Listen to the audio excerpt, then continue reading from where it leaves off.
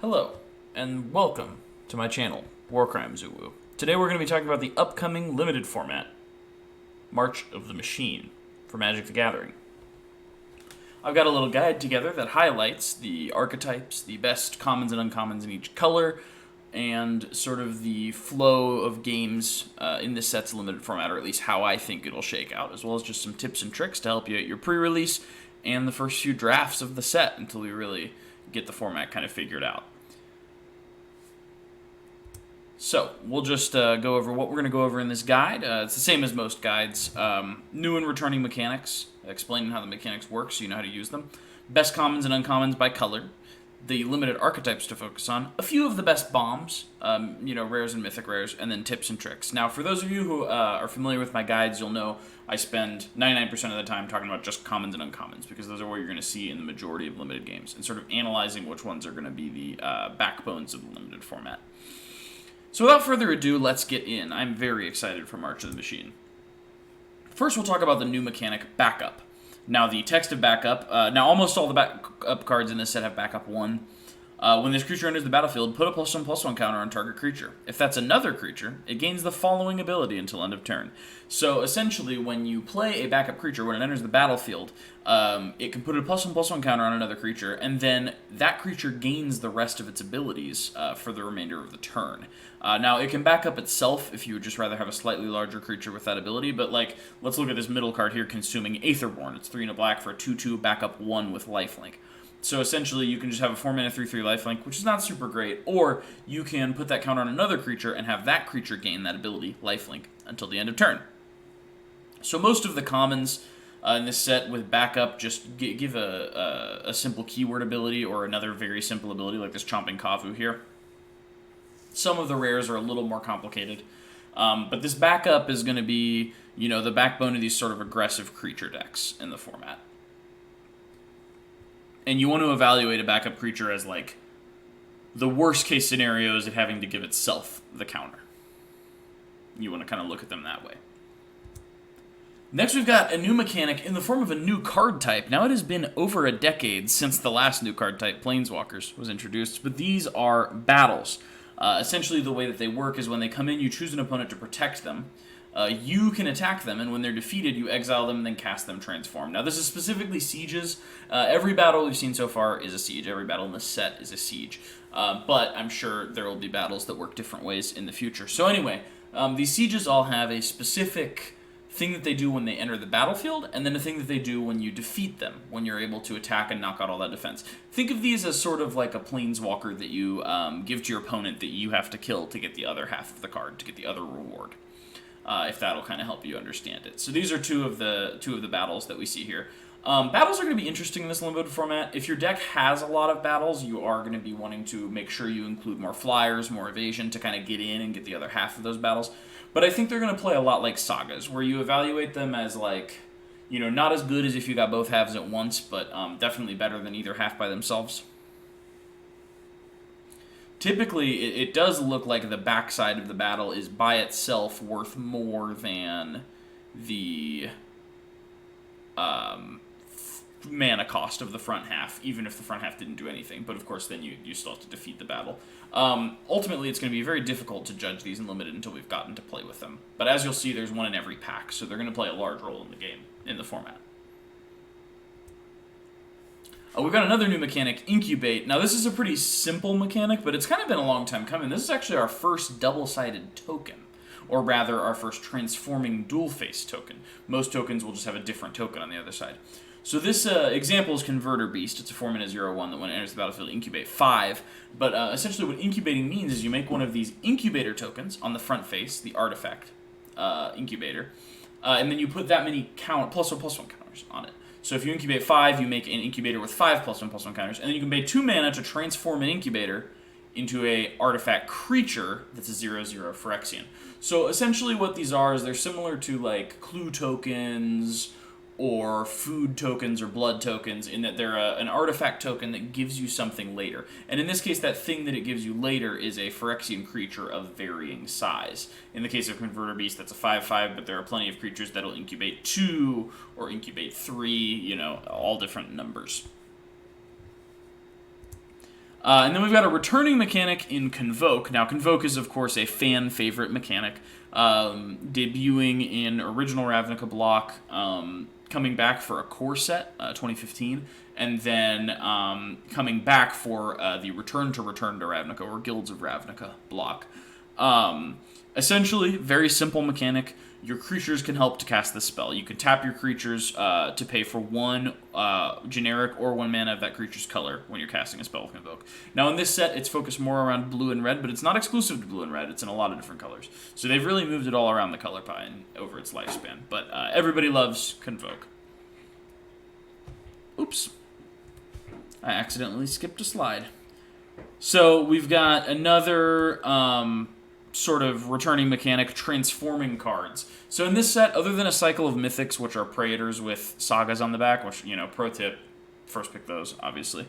The majority of the transforming cards in this set, other than the battles, are these Phyrexian creatures. So actually all of them, other than the battles and the Praetors, are these creatures that are, normal on the front, Phyrexian on the back. They do something simple when they enter. They're very simple creatures, but then you can pay some amount of generic mana and a Phyrexian mana to flip them. Remember, you do not have to be playing the color of the Phyrexian mana. It helps a little bit, but you can always just pay the 2 life. So this one in particular is Herbology Instructor / Malady Invoker. So these, it's pretty simple. The front face creatures flip into the back face creatures. Typically, the back face creatures are not quite worth the flipping cost, but it's there for you if you don't have anything better to do, basically. Next, we've got the best cards for each color, and we're going to start with white. We're going to go in Wooburg order. We're going to talk about the 3 best commons and the 3 best uncommons in each color. So my opinion for the 3 best white commons are 1, Bola Slinger, 3 and a white for 2/2 Cat Soldier with backup 1. If you remember, we talked about this when we showed the backup mechanic. Whenever this creature attacks, tap target artifact or creature an opponent controls. So this is just a very good aggressive card. You put that counter on something else, swing in, tap something down so it can't block, and then every turn you can swing with that Bola Slinger itself and tap something down so it can't block. So just very much gives you control over blocking in combat. And then we've got Cut Short, 2 and a white for an instant, Convoke, destroy target Planeswalker that was activated this turn, or tapped creature. So, 99% of the time, you're going to be destroying that tapped creature, and the fact that this is an instant lets you do it on your opponent's turn, right when your opponent attacks. You can pay for this by tapping your creatures, just premium white removal. The Planeswalker thing is a slight upside, maybe lets this see a little constructed play. Next we got Kithkin Billy Rider. This is 2 and a white for a 1/3 double strike. Now, what I think is so good about this is it really ties together all the white archetypes. It's a knight, so the knight tribal cards benefit it, but also this double strike is really good with backup. Because double strike is a keyword that, probably the best keyword to pair with other keywords. Death Touch, Lifelink, Flying, Vigilance, any of those things that you can give to a double strike creature, you're going to really appreciate. And of course, double strike uses those +1/+1 counters really well. So those are, in my opinion, the 3 best white commons. Now we're going to talk about the 3 best white uncommons. First, we've got Invasion of Dominaria, 2 and a white for a siege at uncommon. When Invasion of Dominaria enters the battlefield, you gain 4 life and draw a card. It's got 5 defense, and when you defeat it, you get a Sarah Faithkeeper, which is a 4/4 flying vigilance. Sort of a callback to Sarah Angel, the OG Angel, which was also a 4/4 flying vigilance, except this time you have to pay 3 mana for it, and then you get it after defeating this battle. And you also, of course, gain 4 life and draw a card. So this battle is low impact when it first enters. It just kind of replaces itself and gains you some life. But if you have the flyers you need to defeat it, then that Sarah Faithkeeper is going to be pretty powerful on most boards. Then we've got Seal from Existence, 1 and double white for an enchantment with Ward 3. When Seal from Existence enters the battlefield, exile target non-land permanent and opponent controls until Seal from Existence leaves the battlefield. So this is Oblivion Ring or Banishing Light. The big difference between this and Banishing Light is you're trading having to pay 1 more white mana specifically for it instead of just 2 and a white. So it's a little less flexible on the mana, but it has Ward 3, so your opponent actually has to pay 3 mana in order to remove it, which is going to matter quite often, I think. So Seal from Existence is some great uncommon removal. And speaking of great uncommon removal, we've got Elspeth's Smite. Great story moment here on a pretty good card. It's an instant. 3 damage to target attacking or blocking creature. If that creature would die this turn, exile it instead. And this is for a single white mana. So this is, lightning bolt to an attacking or blocking creature. And it exiles. I think this is also premium removal. It's very good. It can take out one of your opponent's attackers. It can win a combat. It's a very powerful card, I think, and you should be happy to run a few copies in your deck if you can get them. So next we're going to talk about the best blue commons, and there's some interesting cards here. So Preening Champion is 2 and a blue for a 2/2 flyer. When Preening Champion enters the battlefield, create a 1/1 blue and red elemental creature token. So typically in any deck that wants to go wide, you're going to be relatively happy just having a mana cost in power and toughness spread out between multiple bodies. And here you get flying on the 2/2 body, which I think is incredible. I think Preening Champion is an excellent common. It'll be especially good in the Convoke deck, but I think it's just going to be good broadly. Next we've got Saiba Cryptomancer. This is a weird card that is not super great on its own, but definitely synergizes with several of the archetypes. You'll see what I mean. It's a 1 and a blue for a 0/1 Moonfolk Ninja. It's got Flash, it's got Backup 1, and it's got Hexproof. So the real purpose of this card is going to be protecting your creatures from removal. If you leave this guy up, your creature gets targeted by removal, you get to flash him in, put a counter on your creature that they were attempting to remove, and give it hexproof until end turn, stopping your removal. And then you have this 0/1 hexproof just sitting around, which can convoke things, it can chump, you can put other auras, equipments, etc. on it. Hexproof creatures are great for stacking buffs on because they can't be the target of your opponent's removal. So I think this card is going to play really interestingly. And then you got Furtive Analyst, 2 and a blue for a 1/4 human wizard with vigilance. You can pay 2, tap, draw a card, then discard a card. That plus vigilance is pretty powerful. Having a tap ability on a vigilance creature is helpful. Really just gumming up the board state with a 1/4 for 3 is awesome in any deck that's trying to draw toward bombs or sort of stabilize the board against your opponent's aggro deck and then take over with flyers. I think Furtive Analyst is going to be a welcome piece of those decks. Next, we're going to talk about the best blue uncommons. And I've put a battle on each of these colors, best uncommons, just whatever I thought the best battle was. So we're going to start with Invasion of Kamigawa, 3 and a blue for a siege. When Invasion of Kamigawa enters the battlefield, tap target artifact or creature an opponent controls and put a stun counter on it. It's got 4 defense, and then you flip it into Rooftop Saboteurs, which is a 2/3 Moonfolk Ninja with flying. Whenever Rooftop Saboteurs deals combat damage to a player or battle, draw a card. So one of the things that I think is going to define the more powerful battles in this format is that they help you defeat them themselves. And what I mean by that are battles that sort of, when they come in, do something about your opponent's blockers. So the turn that you play this, you tap down your opponent's best blocker, and you can immediately attack the Invasion of Kamigawa, right? Your opponent only has 1 blocker, you tap it down, put a stun counter on it, you can swing an Invasion of Kamigawa with all your creatures. And once you've got Rooftop Saboteurs out, that ability to draw a card every time you hit them on a flyer is not to be messed with. I think Invasion of Kamigawa is going to be an incredibly strong card. Now granted, that tapping something down and putting a stun counter on it is pretty bad if you're in a gummed up board state and you don't have a way to defeat the battle, but if you can defeat the battle, this is going to feel more like a rare than an uncommon, I think, a lot of the time.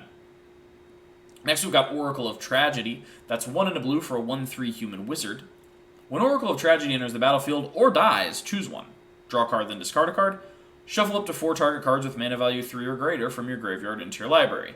Now, that 3 or greater looks kind of weird because, why would you shuffle a cheap spell into your library again in the later game anyway? But that's just so you can't never deck out by just shuffling more Oracles of Tragedy, in case that was ever an issue. But essentially, what you're typically going to be doing is looting when this comes in, and when this dies, maybe looting again, maybe shuffling some powerful cards back into your deck just so you have better draws in a very, very grindy game. But usually it's just going to be a 2-mana 1/3 that loots twice, which I think is excellent. Next, we've got Xerex Strobe Knight. So this is 2 and a blue for a 2/2 Flying Vigilance, and that's almost good enough by itself. Those 2 keywords on a creature that's only slightly understated, very good to see. But it's got the second ability, Tap, create a 2/2 white and blue Knight creature token with Vigilance. Activate only if you've cast 2 or more spells this turn. So it's not that hard to double spell in this format. Convoke decks will probably be able to do it pretty consistently. You can just cast 2/2 the turn after you make Xerix Strobe Knight as well. But one of the other things to remember is when you flip one of these battles, you are actually casting the other side. When it's defeated, exile it, then cast it transformed. So on a turn where you defeat a battle and then cast a spell from your hand, this is active. Xerix Strobe Knight can pop out another Knight. And I would say, once this card can pop out even one more Knight, it has more than paid for itself. And that's going to happen over the course of the game if your opponent doesn't remove it within a couple turns. So I think Xerix Strobe Knight is one of the best blue uncommons. Next, we're going to talk about the best black commons. Now, these are some weird picks for me. Black's commons seemed a bit lacking, to be honest. This time around, at least. So we've got Bladed Battlefan, 1 and a black for an equipment with flash. When Bladed Battlefan enters the battlefield, attach it to target creature you control. That creature gains indestructible until end of turn. Equipped creature gets +1/0 and equip 1. So this is kind of like a short sword.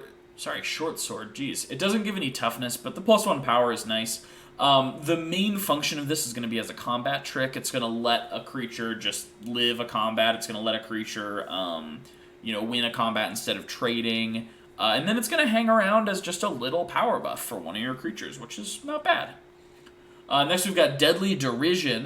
This is sort of, I think, the 4-mana common instant removal spell. It's 2 and double black. For an instant, destroy target creature or planeswalker. Create a treasure token. So we've seen cards like this that, scry, that make a food token, whatever. But I think a treasure token, this is probably the most powerful variant of this sort of spell that we've seen. It'll help you fix a little if you're playing one of the sort of splashing a third color decks that I think are going to be pretty popular in this format. As well, it can help you ramp if you've got some big threat to pay into. But all in all, it's just a consistent, fairly costed removal spell. And then we've got Etched Familiar, 2 and a black for a 3/2 artifact creature, Phyrexian Fox. When Etched Familiar dies, each opponent loses 2 life, and you gain 2 life. So this is sort of a play on Filigree Familiar. It trades. It's fine stats. It's a 3-mana 3/2, and that losing 2 life and gaining 2 life is really good in aggro decks. So Etched Familiar, I think, is a perfectly fine common to pick up for a lot of decks in this format. But you'll especially want to keep an eye out for it in the sack deck. Same with that Deadly Derision that gives you a treasure, because a lot of these sacrifice cards can also sack artifacts. So those treasures gain a little bit of an extra value. Now we're going to talk about the best black uncommons. We've got Collective Nightmare, 2 and a black for a instant with Convoke. Target creature gets -3/-3 until end of turn. And I love this art here by Ravina Kai. Very beautiful. So this is fairly costed. If you are doing it later in the game, you can actually leave it up without actually having to leave any mana up if you're blocking and really ruin somebody's combat. Next, we've got Phyrexian Gargantua. This is actually a reprint. It's 4 and double black for a 4/4 Phyrexian Horror. When Phyrexian Gargantua enters the battlefield, you draw 2 cards and you lose 2 life. So savvy viewers will note that this is 2 Phyrexian Ragers in a trench coat. It's literally twice the cost, twice the stats, twice the effect. This is a good card to have. If you're kind of running out of cards in your hand, it's a great late game card to have because it's divination stapled to a okay body for the mid game. Then we've got Render Inert, 2 and a black for a sorcery. Remove up to 5 counters from target permanent. Draw a card. So this actually serves more purpose than you'd think in this format. First of all, it can kill an incubator that has 5 or less counters on it and replace itself. Secondly, if you're in a gummed up board state and you just absolutely need to win a battle that you'd set down, Render Inert will do that. It'll win that battle and draw you a card. Although I think the main focus of this is going to be killing those incubator tokens, you will definitely use this on a battle once or twice in this draft format. Next, we're going to talk about the best red commons. 2 of these are really good removal spells. One of them is a mediocre creature. Red in this format has a lot of really good removal and is kind of struggling on the creatures, in my opinion. So we've got Furnace Host Charger, 5 and a red for a 5/5 haste, mountain cycling 2. And I include this partially to show off that these basic land cycling, mountain cycling abilities are back. These cards that cycle for specifically a land, just to kind of smooth out the limited format, and I love to see that. Those games you lose in draft where you keep a 2-lander on the draw and you just literally never draw the 3rd land feel awful. They're not really your fault in any meaningful sense, so it's very irritating when they happen. And these that kind of just prevent those kinds of games from happening, I love to see. Next we've got Volcanic Spite. It's 1 and a red for an instant. Volcanic Spite deals 3 damage to target creature, planeswalker, or battle. You may put a card from your hand onto the bottom of your library. If you do, draw a card. So this is a little bit of redundancy for Fiery Insight if you play like a commander deck that plays that or whatever. But in terms of this limited format, it is premium removal. The fact that it can target battles is very nice. But in pretty much any limited format, you would take a Lightning Strike that can hit creatures. Now imagine it's a Lightning Strike that can hit creatures and replaces the worst card in your hand with a better one if you'd like. So I think Volcanic Spite is excellent, just great. So next we've got Shatter the Source. This is 5 and a red for an instant with Convoke. Choose one. Shatter the Source deals 6 damage to target creature, planeswalker, or battle, or destroy target artifact. Now that mana cost looks incredibly steep, but if you really need to remove something and you've got a couple creatures out, you can just not attack, and then on your opponent's turn, tap all your creatures to assist in casting this to answer whatever their big threat is. Flip a battle if you absolutely need to. This card's very, very flexible. It's more versatile and useful than I think it looks. Next, we've got the best red uncommons. First, we've got this battle, Invasion of Mercadia. 1 and a red for a siege. When Invasion of Mercadia enters the battlefield, you may discard a card. If you do, draw 2 cards. So this is just sort of the Tormenting Voice variant for this format, but it's got 4 defense, and on the back it's Chiron Flamewright, 3/3 Goblin Spell Shaper, 2 and a red, tap, discard a card, create 2 1/1 blue and red elemental creature tokens. Creatures you control get +1/0 and gain haste until end of turn. So once you flip this, it's a 3/3, which is quite respectable in its own. But then if you're just drawing duds, you can discard them to make elemental creature tokens, which not only help you convoke huge spells if you're into that, but also just let you go wide. The +1/0 and gain haste until end of turn is not irrelevant. So pretty great, uncommon. Then we've got Stoke the Flames. This is a reprint from M15. It's 2 and double red for an instant with Convoke. Stoke the Flames deals 4 damage to any target. So this is a pretty beloved card in standard aggro decks of the time, but it's also just an amazing removal spell in Limited. You know, you would play this without Convoke, but the fact that it has Convoke is just such welcome icing on the cake. Next we've got Furnace Gremlin, 1 and a red for a 1/2 Phyrexian Gremlin. For 1 and a red, Furnace Gremlin gets +1/0 until end of turn, and when Furnace Gremlin dies, incubate X, where X is its power. So it's got that sort of expensive fire breathing, but that's made up for by the fact that when it dies, you do get to incubate equal to its power, and that includes all the fire breathing buffs you might have given it, any backup you might have done on it. So it's just a card that really uses those buffs well because you get to incubate when it dies. And last but not least, we're going to talk about the green cards before we get into all of the limited archetypes. These are what I view to be the best green commons. We've got Cosmic Hunger first. That's 1 and a green for an instant. Target creature you control deals damage equal to its power to another target creature, planeswalker, or battle. So this is essentially just a very flexible bite spell. The fact that it can target battles is neat. The fact that it can target planeswalkers is neat. But just your run-of-the-mill bite spell at instant speed for 2 mana. Next, we've got Wary Thespian. Now, this is the second cracked Capennan cat at common. Remember Jewel Thief from Streets of New Capenna being a powerhouse. This is 1 and a green for a 3/1 cat druid. When Wary Thespian enters the battlefield or dies, surveil 1. This is very powerful. Just the amount of card selection that it gives you. 2 mana 3/1 trades really well, and the fact that lets you surveil 1 when it comes in or dies is really powerful. Not much else to say about this guy, just the best 2-drop you can have in green.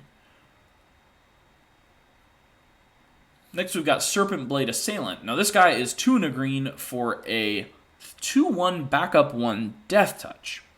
Now, Death Touch is an awkward ability for your opponent to have to play around in Limited already. But the fact that this can give something else a +1/+1 counter and Death Touch when it comes in to sort of disincentivize your opponent blocking that creature for the turn, and then sits around as a 2/1 death touch that your opponent doesn't want to attack into, will really just make this super annoying for your opponent, especially if you're trying to get in to deal damage to some battles. Next, we're going to talk about the uncommons, and we're going to start with Invasion of Muraganda, which is 4 and a green for a siege. When Invasion of Muraganda enters the battlefield, put a +1/+1 counter on target creature you control. Then, that creature fights up to 1 target creature you don't control. So it's a 5-mana fight spell with a +1/+1 counter on it. That's not costed great, but it's got 6 defense, and when it flips, Primordial Plasm is an ooze. It's a 4/4. At the beginning of combat on your turn, another target creature gets +2/+2 and loses all abilities until end of turn. So the primary function of this is just going to be buffing one of your random creatures, but you don't want to forget that this can also target one of your opponent's creatures. If you need to get in for some damage and you have a flyer, you can +2/+2 and lose all abilities one of your opponent's only flyer or reacher. So it's a bit of a versatile card. Next, we've got Tandem Takedown. 1 and double green for an instant, uncommon. Up to 2 target creatures you control each get +1/+0 until end of turn. They each deal damage equal to their power to another target creature, planeswalker, or battle. So this is just a very powerful removal spell. It lets you have 2 of your creatures sort of team up to bite either one of your opponent's creatures or a battle you're trying to win.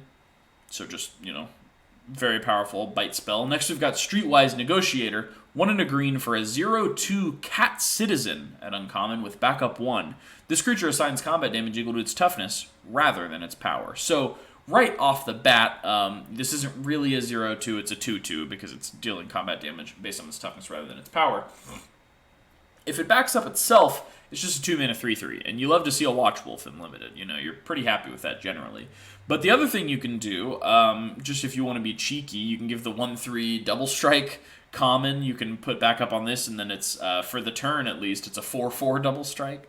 You can give that to any creature with better toughness than its power, and it'll hit a little bit bigger on the turn this comes in. So, but I think a lot of the time it'll just be a 2-mana 3/3, and you're happy to see a 2-mana 3/3. So next we're going to discuss the limited archetypes. Now you don't have to adhere to these strictly, but it'll be very helpful to think of the cards that you see as pieces of these decks.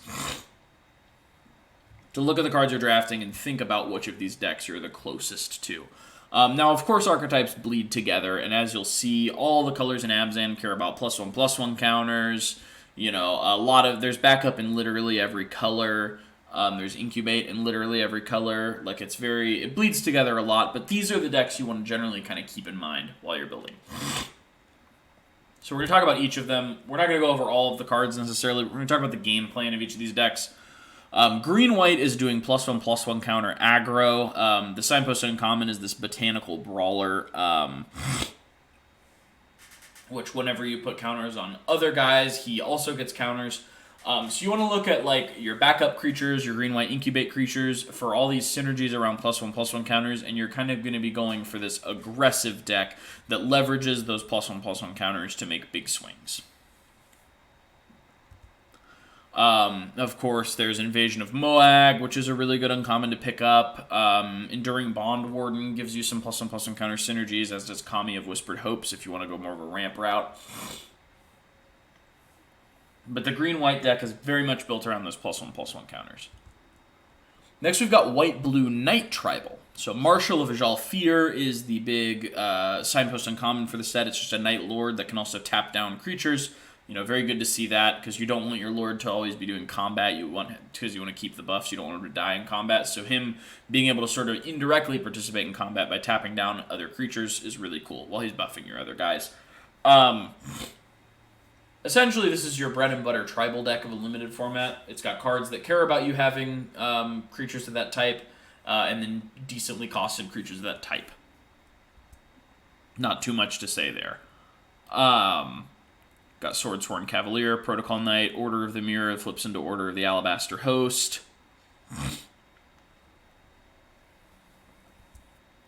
Next, we've got Blue-Black. This deck does not seem to have a very strong identity, but it's essentially built around milling both yourself and your opponent to gain effects. Halo Forager, this 3/1 flyer that sort of snapcasts out of either player's graveyard, is the Signpost Uncommon, and then, of course, you've got Expedition Lookout, Flitting Gorilla, Invasion of Amonkhet, which mills both players when it comes in, and then the backside is a 4/4 copy of a creature in a graveyard. You've got Moment of Truth, which is like Anticipate, except one of the cards you don't take goes in your graveyard.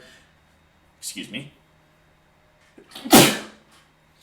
You've got Ichor Drinker, which if it goes in your graveyard, preferably by milling, you can pay a black and exile it to incubate 2. Just a lot of different things that sort of synergize with filling up your own graveyard as well as that of your opponent. Next, we've got Black-Red Sacrifice. Now, it feels like out of the last half a decade of limited formats, Black-Red has been sacrificed 9 out of 10 times. But it is again, and I'm not going to pretend that the Signpost Uncommon doesn't feel like it's been that literally every time. But I will point out, a lot of these cards let you sack creatures or artifacts, which lets you sack these, low counter incubator tokens that you haven't really, you don't really want to pay to flip. They're not worth it to pay to flip. Maybe you get something more out of sacrificing them. You've got Furnace Reigns, which is sort of this active treason effect that leaves a treasure, so you can sack the creature that you stole off the active treason and sack the treasure later for even more value. I think Stormclaw Rager is on the higher side of power level for the black-red sack Signpost Uncommons. You've got Invasion of Osgul, which is a removal spell on the front side, and on the back side is a menace creature that gets bigger when things get sacked. You got Final Flourish, which is a good removal spell that sort of you can kick it by sacking an artifact or creature. And we've got Ral's Reinforcements, which also good in the Convoke deck. It's just a dragon fodder. It's a 2-mana sorcery that makes 2 1/1s. You can sack those 1/1s. And then we've got Red-Green Battles. Now this is the last of the ally color pairs archetypes. And what it essentially does is it focuses on winning battles. So the Signpost Uncommon Rampaging Geoderm is a 4-mana 3/3 trample haste. Whenever you attack, target attacking creature gets +1/+1 until end of turn. If it's attacking a battle, put a +1/+1 counter on it instead. So if it's attacking a battle, that buff is permanent instead of just for the turn. You've got a lot of ways of sort of giving your creature evasion, dealing direct damage to battles, and the goal is going to be to sort of win as many battles as possible, get those powerful flip sides of battles. Invasion of Urgamon is a battle that is very, has a very undercosted creature on the backside. Onake Javelineer is a great card for gummed up board states. It has reach, so it can block your opponent's flyers, and it taps to shock a player or a battle. Very powerful card there. That Tandem Takedown lets you buff your creatures, take out their creatures, and then hit a battle, or just take out a battle directly on your opponent's end step, stuff like that. Next, we're going to move on to the enemy color pairs. So we're starting with Black-White, which is sort of this incubator-based Phyrexian tribal deck. Sculpted Perfection is the enchantment. Signpost Uncommon, it's 2 a white and a black. When it enters the battlefield, incubate 2. Phyrexians you control get +1/+1. So this is your flipped incubator tokens, but also just a lot of the creatures in black and white are just going to be Phyrexian, naturally. You've got Attentive Skywarden, this flyer that when it hits somebody, you can flip your incubator tokens without having to pay mana. Gift of Completion, this enchantment that incubates 3 when it comes in, it costs 2. And whenever a Phyrexian you control dies, you surveil 1. That's going to give you some card selection. And then we look at Invasion of New Capenna, which, depicts them fighting off the Phyrexians, but is actually incredibly powerful for the Phyrexians. It's a 2-mana battle. When it comes in, you can sack an artifact or creature to exile an artifact or creature an opponent controls. So again, it kind of clears the way for you to get in there. And then you've got Holy Frazzle Cannon on the backside. Weird card name. An equipment that equips for 1. Whenever a equipped creature attacks, put a +1/+1 counter on that creature and each other creature you control that shares a creature type with it. Now that's very important, because you equip this to a Phyrexian, including a flipped incubator token. Whenever it attacks, all of your Phyrexians are going to get a +1/+1 counter. So this is a very, very strong card. Next, we've got white-red backup aggro. So the signpost uncommon for this is a 2-mana 2/2 vigilance. Whenever a creature you control becomes the target of a backup ability, copy that ability. You may choose new targets for the copy. This ability triggers only once each turn. So you can choose new targets for the copy, or, in the case of like this Bola Slinger, this creature that taps something, you can give that ability to the same creature twice, and it'll trigger twice. The only time it's redundant is if the backup gives like flying or lifelink or whatever. In which case the creature is then only getting the +1/+1 counter twice, so you might as well give it to another creature. But anyway, this card's pretty powerful. You follow it up with backup creatures. Scrappy Bruiser lets you give your backup creatures +2/0 and trample until end of turn, and then bounce them to the hand at the end of combat, which lets you play them back down and do their backup again on a following turn. So very powerful cards. And then you've got Sunblessed Guardian, flips into Furnace Blessed Conqueror. And when it's flipped, it makes tapped and attacking tokens when it attacks. And then also, those tokens get the +1/+1 counters that were on Furnace Blessed Conqueror, which, includes any counters you've given off of backup. So powerful stuff to have access to. Fearless Scald is the 5-mana 3/2 backup 1 double strike. So, the backup creature that gives your other creatures double strike. And then we looked at Kithkin Billy Rider earlier. Double strike creature is great to put those backup abilities onto. Next, we've got Red-Blue Convoke. Now, Red-Blue is that color pair, kind of like Black-Red, that's really had the same limited archetype 90% of the time. So it's really refreshing to see it be built around something else. It's not just Spellslinger. It's kind of Spellslinger adjacent, but it is very much built on Convoke. So Convoke being that mechanic where you tap your creatures to pay for your spells. Now, Joyful Storm Sculptor is a really interesting signpost uncommon. It's a 2/3. When it comes in, you get 2 1/1s, and whenever you cast a spell that has Convoke, the Storm Sculptor deals 1 damage to each opponent and each battle they protect.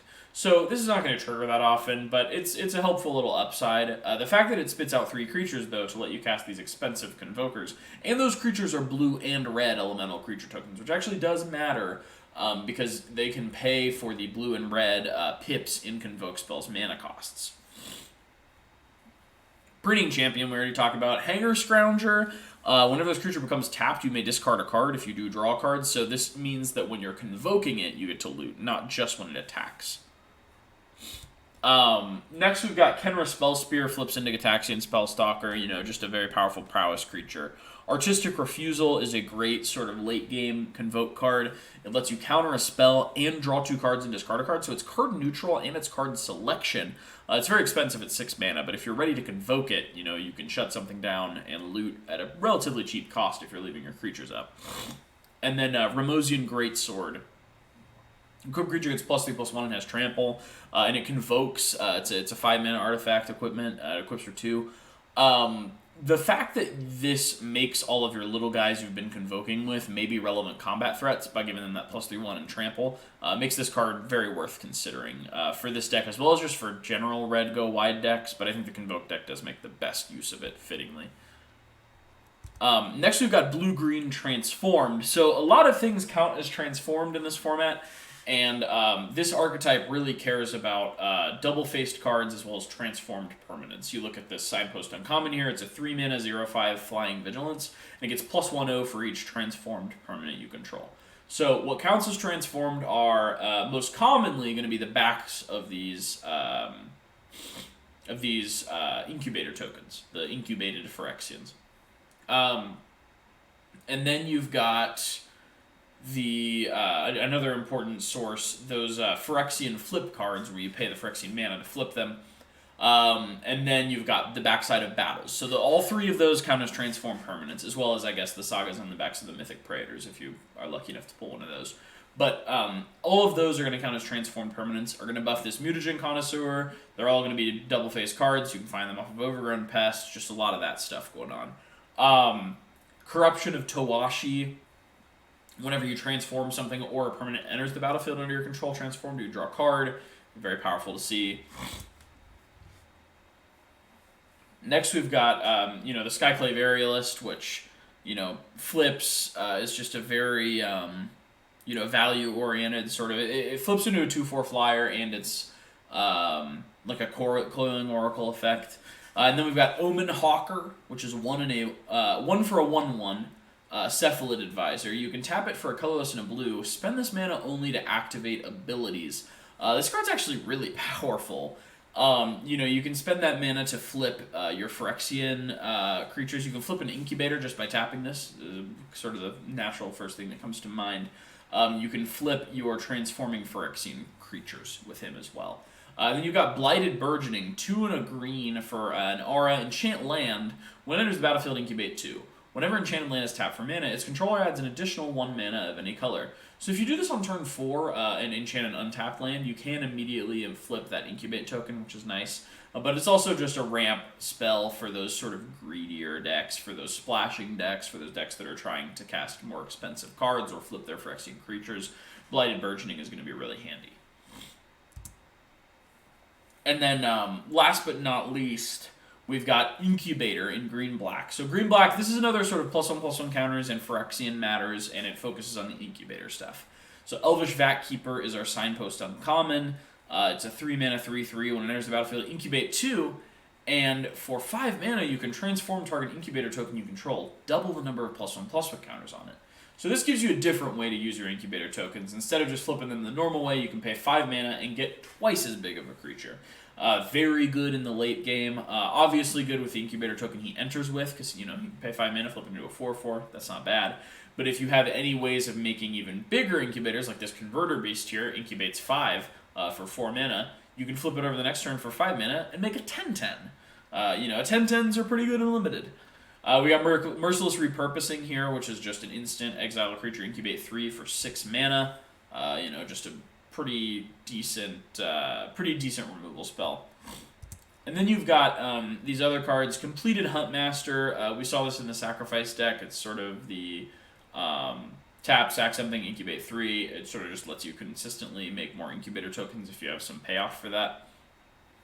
Tangled Skyline gives all of your Phyrexians reach, as well as gaining 5 life and incubating 5 when it comes in, which is pretty useful. The reach is relevant. It's going to stop your opponent from getting to win their battles off of just having flyers, which is going to be some deck's game plan, I think. And then it's got Ichor Drinker. That's sort of the mill deck, but it's just a little creature. You can sack it later, and then you can incubate it from your graveyard to have more stuff to sack. But it's a Phyrexian. It makes more Phyrexians. It makes another Phyrexian, rather, when you exile it from your graveyard. Next, we're going to talk about the best bombs. I don't like to give a lot of time to this section, but it's just, the most important rares and mythics that are going to be obvious auto picks.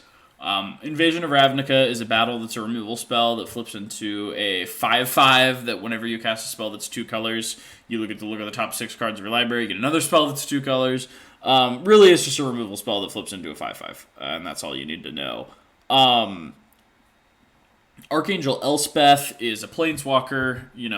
No points for guessing whether she's good. She's 4 mana, pluses to make a 1/1 with lifelink, minuses to put +2/+1/+1 counters on a creature, and it becomes a flying angel.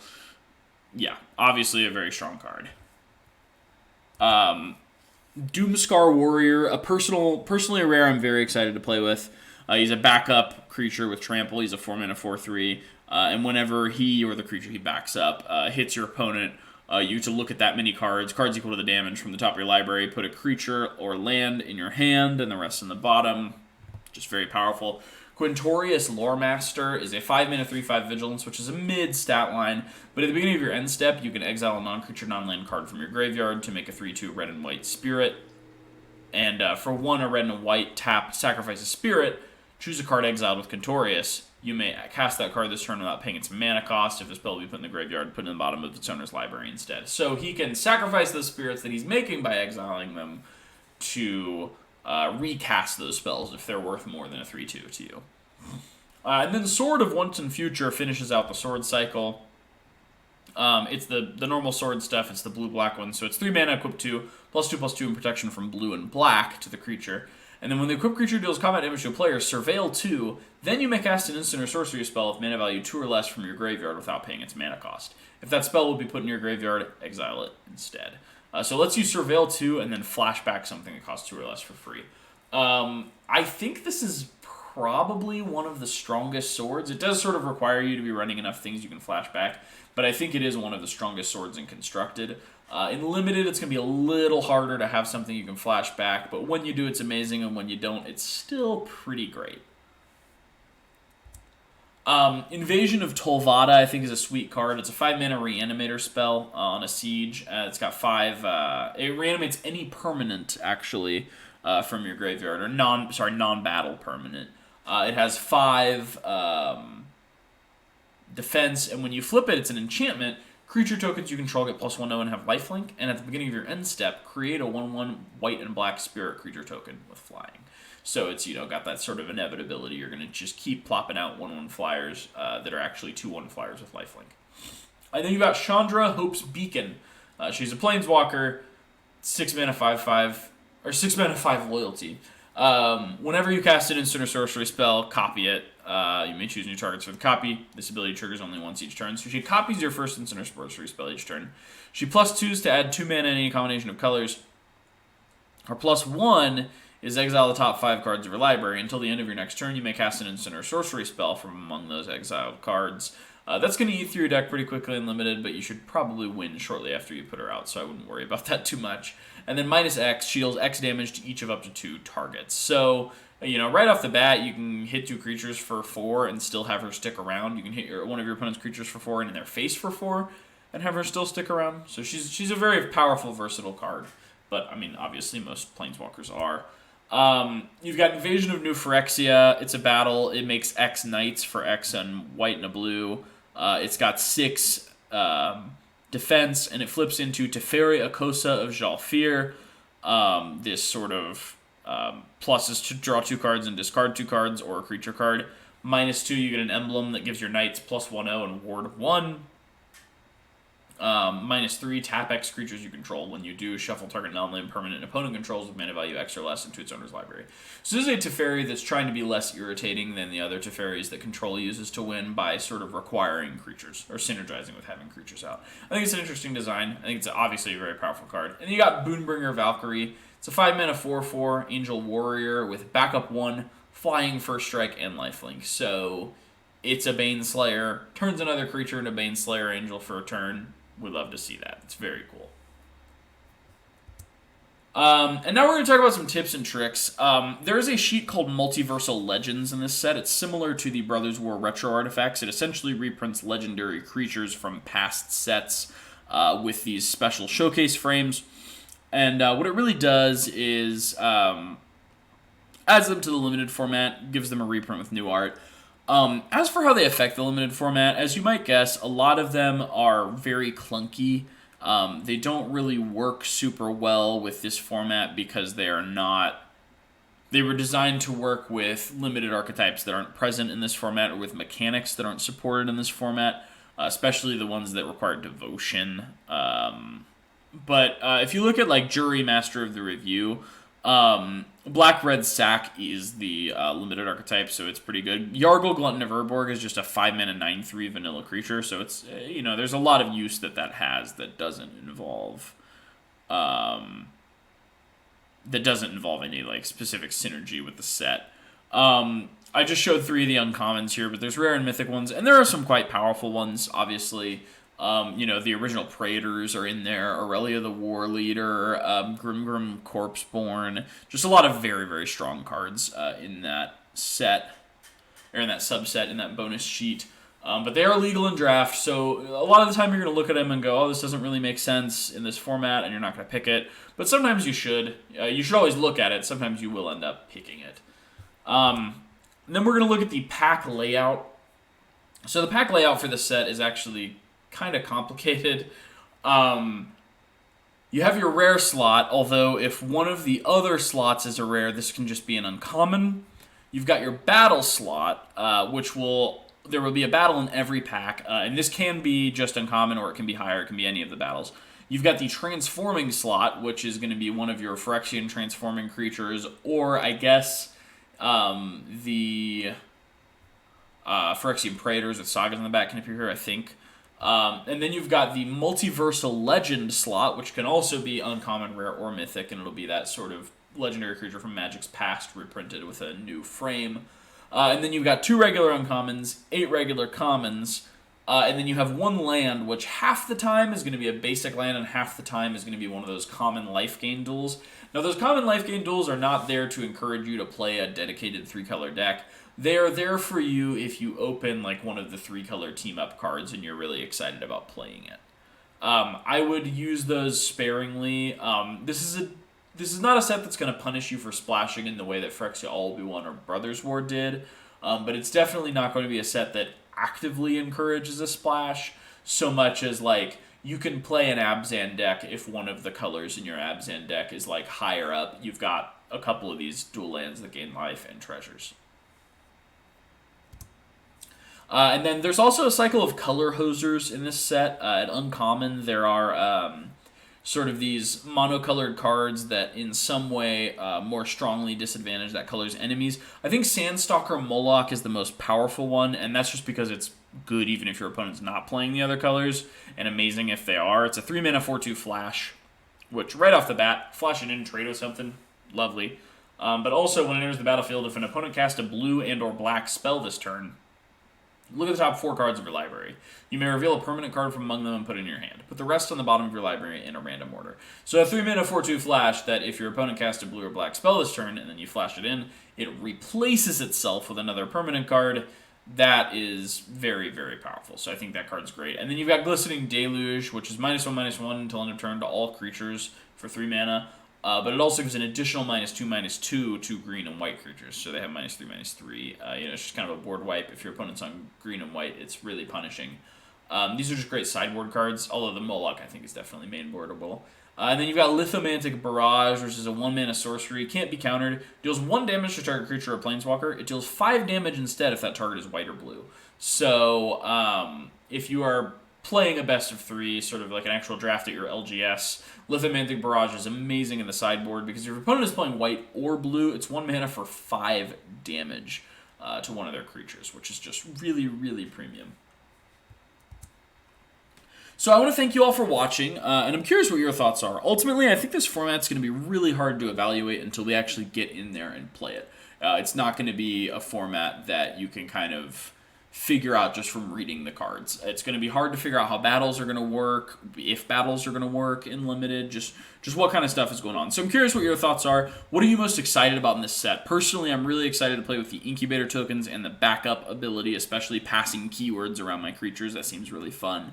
But I'm really excited just to draft this set over and over. I feel like Brothers War really overstayed its welcome a little bit. I'm definitely ready for a new set. Or not Brothers War, sorry. Phyrexia All Will Be One. I loved Brothers War. I liked Phyrexia All Will Be One fine, but it really feels like I'm ready for another set. And this one came at just the right time. I'm very excited to see how it plays. I'm excited for my pre-release. I'm excited for my first few drafts. And I'm excited to hear what y'all's thoughts are. So go ahead in the comments. Drop what you're thinking about the set. And of course, if you don't mind, leaving a like really helps. Subscribing to the channel helps a ton. Leaving a comment really helps. Sharing it with a friend would be amazing. And I hope you have a wonderful day. I hope you have excellent luck and an excellent time at your pre-release and your first few drafts of the set. Thank you for watching. Goodbye.